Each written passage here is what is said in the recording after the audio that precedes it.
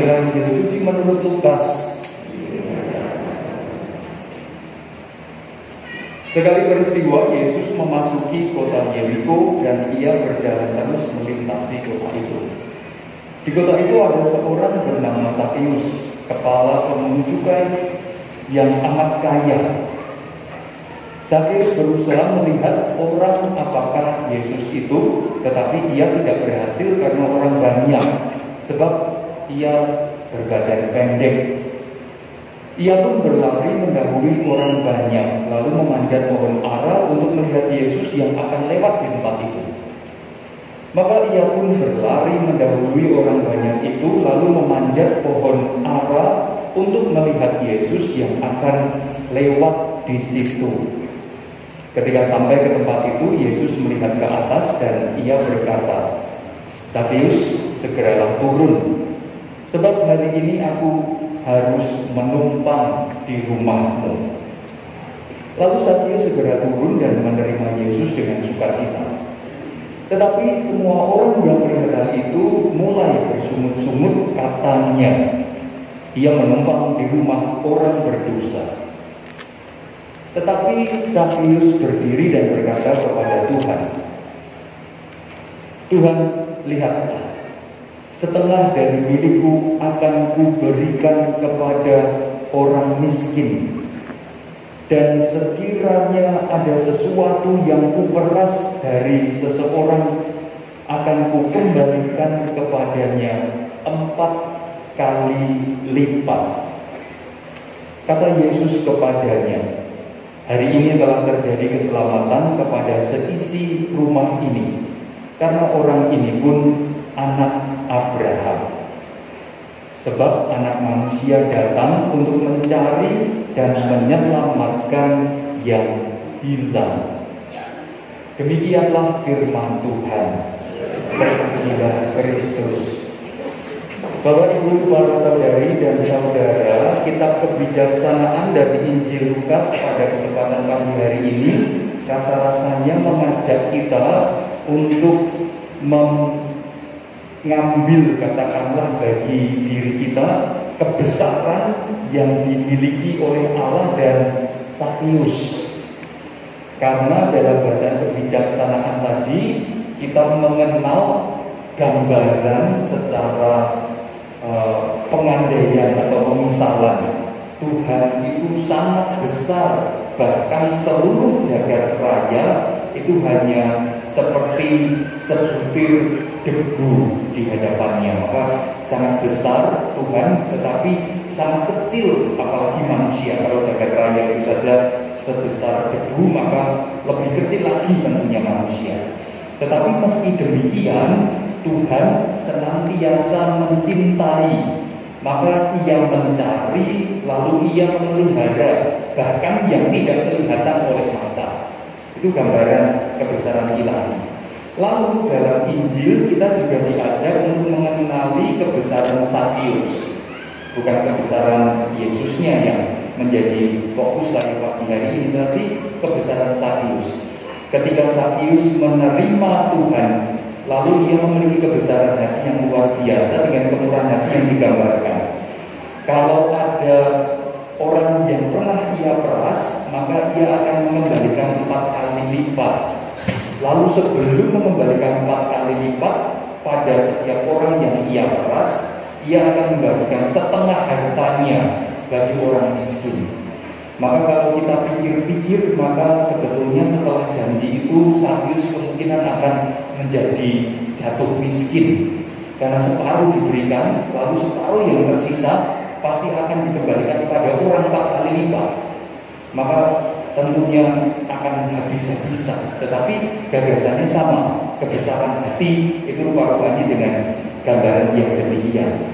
Nah, Bapak Ibu, para saudari-saudara, rupa-rupanya kita juga didorong untuk memiliki hal yang demikian. Saya tidak sedang mengatakan silakan memberi bantuan yang besar, bukan itu. Tetapi gagasannya kita diajak kemudian melihat yang lain itu menjadi pihak yang berharga. Bagi Allah, ciptaan yang paling kecil itu berharga, maka senantiasa diperhatikan. Juga bagi Sakeus, dia yang dikatakan amat kaya, akhirnya memandang orang lain berharga. Karena orang lain berharga, maka dia berani menyediakan bagi mereka semua. Maka bacaan hari ini mengajak kita semua melihat manusia itu berharga. Bahkan bukan hanya sekedar manusia, tetapi seluruh ciptaan itu berharga. Nah, arah refleksinya kemana? Arah refleksinya cuma satu, Bapak Ibu para saudara-saudara. Kalau kita bisa atau kalau kita memiliki cara pandang bahwa semuanya itu berharga, kalau seluruh ciptaan itu berharga, bukan hanya manusia yang berharga, maka kita rupa-rupanya diajak sama seperti Allah dan sama seperti Yesus hari ini, senantiasa mau mendatangi mereka dan mau tahu apa persoalan mereka. Nah, yang menjadi persoalan adalah dalam sebuah uraian, rupa-rupanya sebagai orang, sebagai manusia, keinginan tahuan kita itu rupa-rupanya sekurang-kurangnya ada dua motifnya keinginan tahuan kita.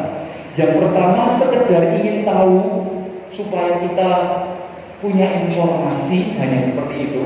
Atau yang kedua, kita ingin tahu lalu kita ingin membantu. Nah, bacaan-bacaan hari ini mengajak kita seperti Yesus dan seperti Allah Bapa di surga. Ingin tahu tidak hanya sekedar ingin tahu, tidak hanya sekedar kepo kata orang sekarang, tetapi ingin tahu karena ingin membantu. Maka Yesus hari ini juga datang ingin tahu seperti apa Zakheus, lalu ingin membantu. Maka itu pula panggilan hari ini yang dititipkan kepada kita melalui bacaan pertama dan bacaan Injil. Mari sebagai orang beriman Kristiani kita mau tahu orang-orang yang ada di sekitar kita, situasi yang ada di sekitar kita. Tetapi tidak hanya sekedar untuk pengayaan diri kita, melainkan supaya kalau kita sudah tahu, lalu kita tahu juga apa yang perlu kita kontribusikan ke sana untuk semuanya. Maka jangan hanya sekedar pengen tahu, hanya sekedar sebagai informasi tambahan, tetapi mari kita ingin tahu lalu kemudian tahu juga apa yang harus dibantukan kepada mereka. Maka itu cara hidup orang beriman Kristen. Dan kalau dengan demikian kita ikut dalam gerak pastoral di Keuskupan Agung Semarang.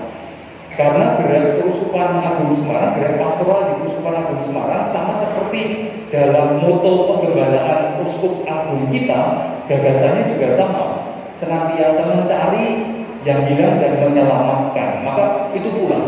Maka bacaan hari ini mengingatkan kita, mari Bapak Ibu para saudari-saudara, kita ingin tahu situasi di sekitar kita, orang-orang di sekitar kita. Mari kita ingin tahu.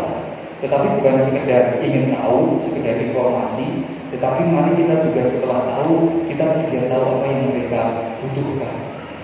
Mereka atau apa yang perlu kita berikan kepada mereka. Maka dengan demikian gereja menjadi relevan bagi kehidupan karena menjumpai setiap orang-orang yang membutuhkan. Dan yang menarik lagi bacaan hari ini mengingatkan kepada kita yang dikunjungi tidak sekedar murid-muridnya. Yesus tidak sekedar mengunjungi keluarga para rasulnya. Di perikopah yang lain kita membaca Yesus mengunjungi ibu mertua Petrus. Maka pada bacaan hari ini ada perikopah yang lain. Yesus mengunjungi bukan keluarga siapa-siapa, karena Zakheus bukan muridnya, tetapi juga dikunjungi, juga ingin diketahui apa butuhnya. Maka sebagai gereja Katolik rupa-rupanya itu pula arahnya. Kalau kita hendak mengetahui apa yang menjadi persoalan masyarakat di sekitar kita, bacaan hari ini mengingatkan jangan hanya ingin tahu apa persoalan orang Katolik, tapi apa persoalan orang-orang semua orang di sekitar kita. Kalau kita bisa turun membantu, katakanlah mencukupi apa yang menjadi kebutuhan, tentunya tidak semua orang-orang yang ada di sekitar kita, sekali lagi gereja menjadi relevan. Maka mari Bapak Ibu, para saudara-saudara, kita ingin tahu situasi dan kehidupan orang-orang di sekitar kita. Bukan hanya kehidupan orang-orang Katolik, bukan hanya keluarga kita, tetapi melewati batas kekeluargaan. Lalu dari sana kita bisa bekerja lebih besar. Mungkin kemudian akan ada orang yang kemudian berpikir, saya saja masih punya persoalan kok harus praktek ke orang-orang di sekitar. Bapak Ibu para saudara-saudara, rasa-rasanya bacaan hari ini juga mengingatkan satu hal. Rupa-rupanya untuk membantu tidak harus kita selesai terlebih dahulu dengan segala persoalan hidup kita sendiri. Karena persoalan akan datang setiap kali. Nggak ada orang tanpa persoalan. Tetapi rasa-rasanya mari dalam katakanlah sebagian waktu kita, selain kita ngurusi persoalan kita sendiri, kita juga ngurusi persoalan orang-orang lain yang ada di sekitar kita. Maka dalam perikopal yang lain Yesus mengingatkan saling bertolong-tolonglah kamu. Karena dengan demikian kalian mewartakan kabar gembira hadirnya Tuhan. Maka sekali lagi Bapak Ibu para saudara-saudara, mari kita meneladani apa yang dilakukan Kristus dalam bacaan hari ini. Mari mengunjungi, mari ingin tahu, bukan hanya ingin tahu, tetapi karena ingin membantu, bukan hanya keluarga kita, bukan hanya anggota gereja kita, tetapi orang-orang di sekitar kita. Toh di Persekutuan Agung Semarang kita juga punya PSE yang arahnya tidak hanya untuk membantu orang Katolik semata, untuk semua orang. Maka jangan sekedar kita yang tinggal di lingkungan, jangan sekedar mengandalkan atau memasrahkan semuanya pada ketua lingkungan atau pengurus lingkungan. Maka setiap orang di lingkungan boleh mengusulkan, katakanlah, dan menemukan orang-orang yang memang benar-benar membutuhkan bantuan, lalu supaya dikomunikasikan dan akhirnya mendapat bantuan yang secukupnya. Nah, Bapak Ibu para saudari-saudara, pada pagi hari ini kita mendapat 9 anggota baru yang akan terlibat dalam pastoral kita, pastoral menemukan yang hilang dan menyelamatkan. Ada 9 orang yang akan dibaptis.